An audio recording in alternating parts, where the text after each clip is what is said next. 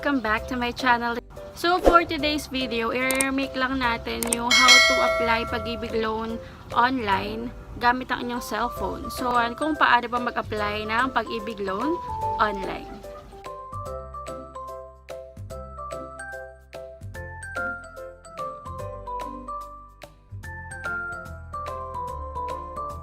So without further ado, let's get into the video. Hi everyone! Today, i-discuss ko po sa inyo kung paano mag-apply ng loan sa Pag-IBIG through online this 2021. Una, punta muna tayo sa Pag-IBIG website which is pagibigfundservices.com/virtualpag-ibig.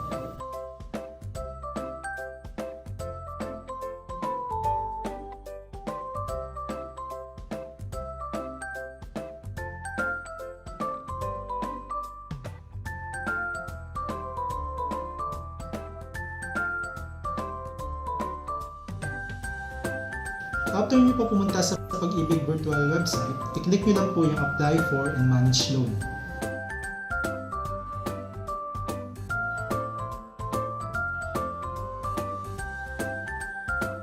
After clicking the type of loan, for example, short-term loan, lalabas na rin po yung mga requirements sa loan application form, one valid ID, cash, and selfie photo showing your ID card o kaya cash card.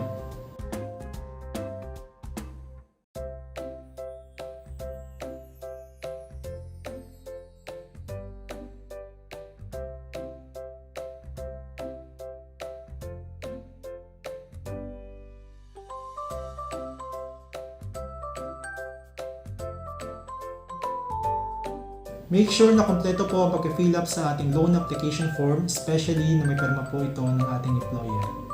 After clicking the apply for short-term loan at may i-prepare na po yung mga requirements na kailangan, i-click nyo lang po yung proceed button. After you click the proceed button, pupunta na po kayo para i-select yung loan type na kailangan nyo po applyan. For example, ito po ba ay multi-purpose loan, 2 years loan term, o kaya multi-purpose loan or 3 years loan term or iba pa. After pong makapili ng loan type na gusto nyo applyan, enter nyo na po yung MID number nyo, then click the validate your MID number.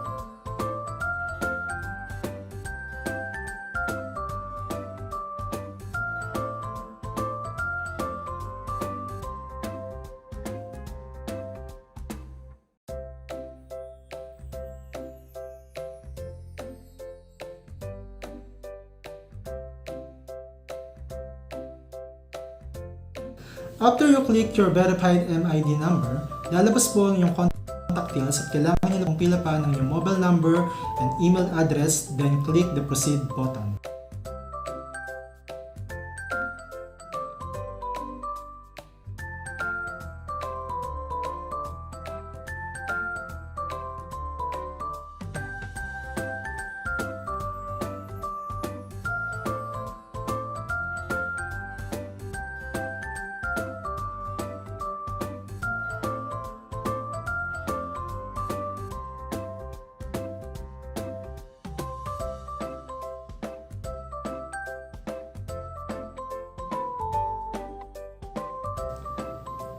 After you click the next button and enter your mobile number, magsisend po ang virtual Pag-IBIG website ng OTP code sa inyong mobile number na na-register. Then enter the OTP code and then click the proceed button. After you click the proceed button, enter your cash card and cash card number, then click the check cash card status.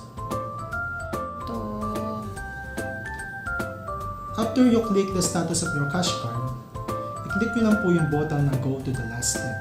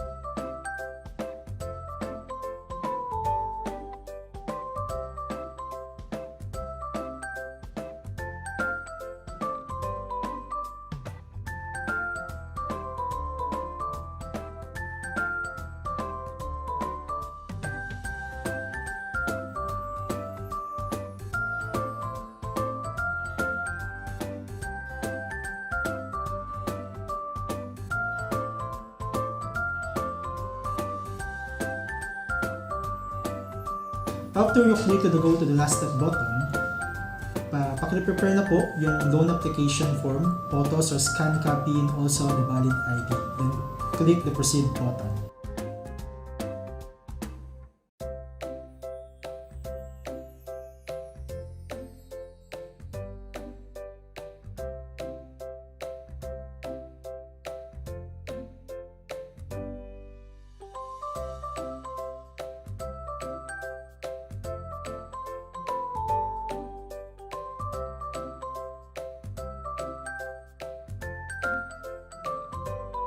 Make sure na yung application form po ninyo ay properly filled up at may pirma po ito ng inyong employer bago po tayo mag-proceed sa next application.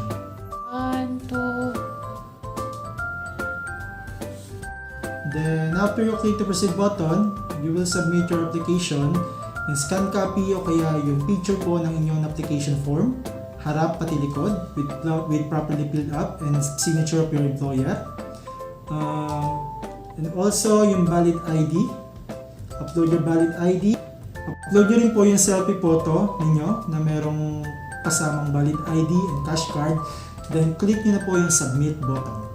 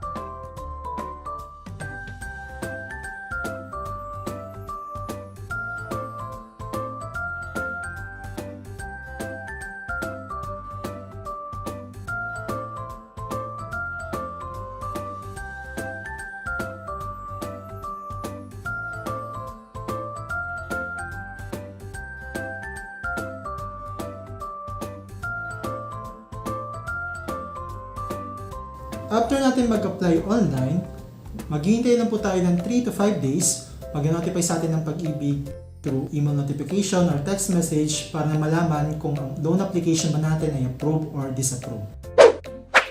At kung nagustuhan niyo ang video na ito, don't forget to like this video, subscribe to my channel, at hit the notification bell below para updated ka kung meron ako upload ng mga bagong videos.